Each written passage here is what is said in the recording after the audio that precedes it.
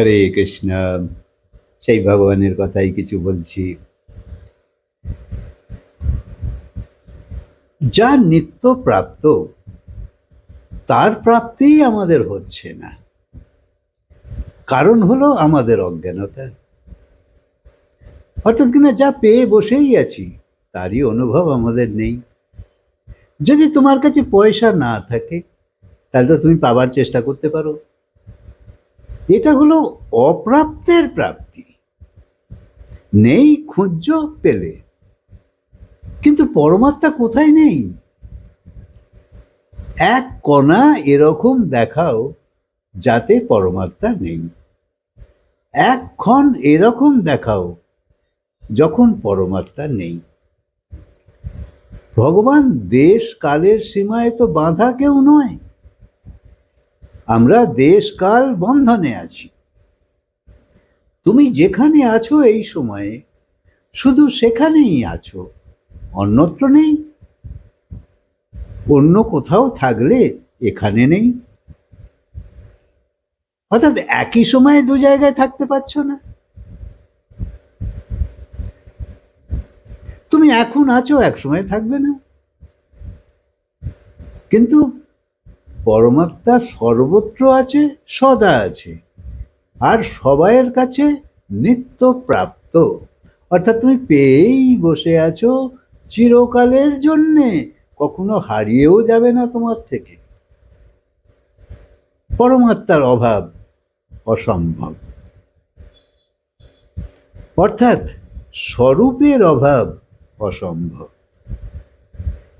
দেখো, অনুভূতির জগতে তো আমি নেই এরকম অনুভূতি এরম তো কারুর হয় না। অনুভূতিতে সবসময় তুমি বলছে আমি আছি, আমি আছি। কিন্তু আমি আছি এই অনুভূতি সবাইয়ের আছে, আর এর জন্যে তোমাকে তো হিমালয়ে গিয়ে তপস্যা করতে হয়নি, তার কোনো দরকার পড়ছে না। এই সংসারে আমি আছি, এখানে দুটো শব্দ, একটা আমি, একটা আছি। এই দুটো শব্দই আছে। যেমন আমি পুরুষ, আমি স্ত্রী, তাহলে আমি এই, আমি আছি। তাহলে আমি জেগে আছি, আমি খাচ্ছি, ইত্যাদি। দুটো শব্দই আছে। অর্থাৎ আমি আছি, এটা আমার চেতনের অস্তিত্ব, আমার উপস্থিতিই বর্তমান। এটা সবাইয়ের আছে এবং সব সময় আছে। যদি বলো আমি নেই, তাহলে এই অনুভূতি আমার আছে এরম ঠিক নয়। একজন বলছে আমার অপারেশন ছিল, আমায় বেহুশ করা হলো, তো আমি নেই, এই অনুভূতি আমার হলো। বাস্তবে এই অনুভূতি তোমারই তো হলো। সেই সময় তুমি বেহুশ হলেও তুমি তো ছিলে। কার অনুভূতি হলো? তোমার হলো। তবে তুমি তো ছিলে, তবেই তো অনুভূতি হলো। তাই রাত্রে নিদ্রার সময়ও তুমি তো ছিলে।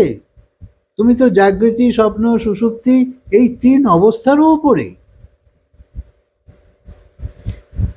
যে সব জানে সে তো সব সময় আছে। শরীর আমার, মন আমার, বুদ্ধি আমার, আর সেটাই আমার যেটা আমি নয়, তাই না?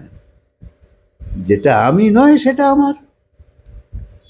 তাই আমার বাড়ি, আমার গাড়ি, অর্থাৎ আমি আলাদা কেউ।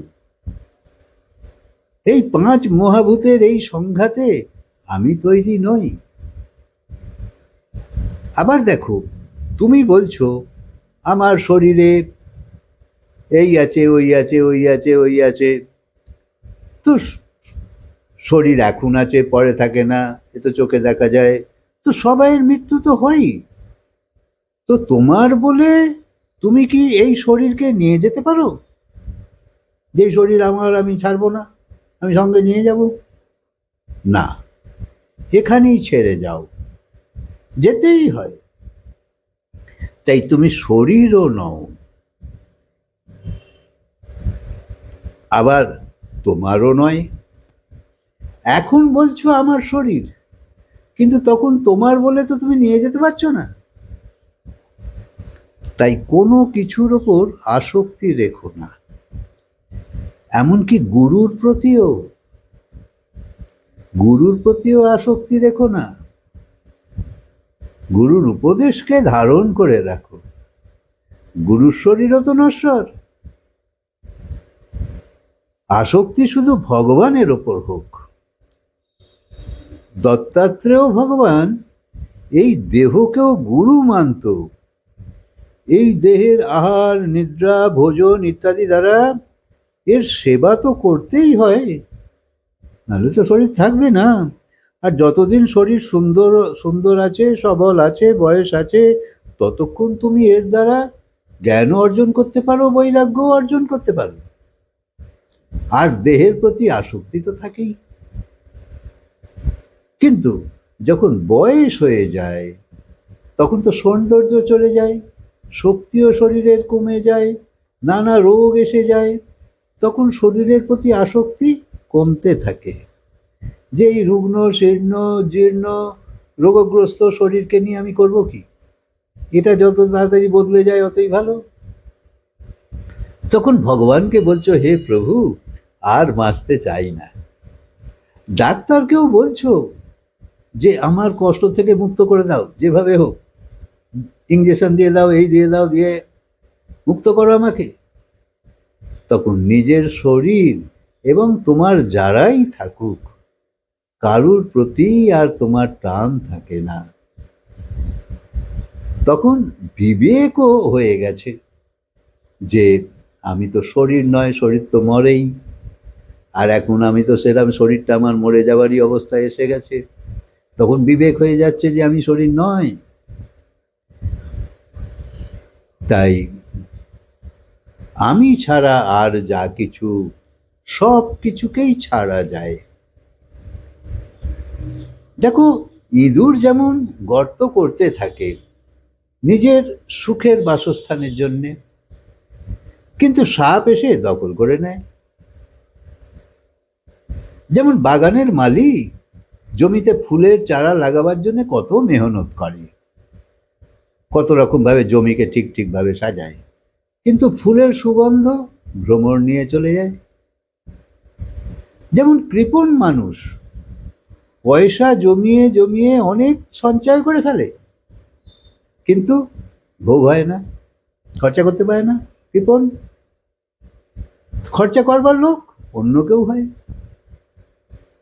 সেই রকম সন্ত বলছে, দুনিয়ার সুখের মজা কিভাবে পাবে, সেই চিন্তায় মানুষ ভেবে ভেবেই মরে যায়। কিন্তু যে সৎসঙ্গ করে সে মস্তিতে থাকে। এই সৎসঙ্গের উপকারিতা যারাই এর সঙ্গে জুড়ে আছে তাদের থেকেও জিজ্ঞাসা করো। বল পাবে, উৎসাহ পাবে, তোমার উদ্যোগ আরো বাড়বে। এই সৎসঙ্গকে কিছু কম মেনো না, নিরন্তর একে গ্রহণ করতে থাকো, নিরালায় থাকো, অসঙ্গ হয়ে যাও, সৎসঙ্গের সঙ্গ করো। এই সৎসঙ্গ করতে থাকো যাতে ভগবান রাম বা ভগবান শ্যাম তোমার আপন হয়ে যায়। যারা এখন আপন আছে তাদেরকে পর মনে হবে যখন আসল রত্ন তুমি অনুভব করবে। তাই সৎসঙ্গে এসে বসো, কথা শোনো, এর জন্য একটা অজুহাত বানাও যে আমার এখন সময় নেই, আমার এখন সময় নেই। অত বলবে না, কিন্তু নিজের কাজে তো লেগে থাকো, ছেড়ো না। এই তোমার কল্যাণ করে দেবে। হরে কৃষ্ণ। কথা কাজকে বিরাম দিই, আবার বলবো।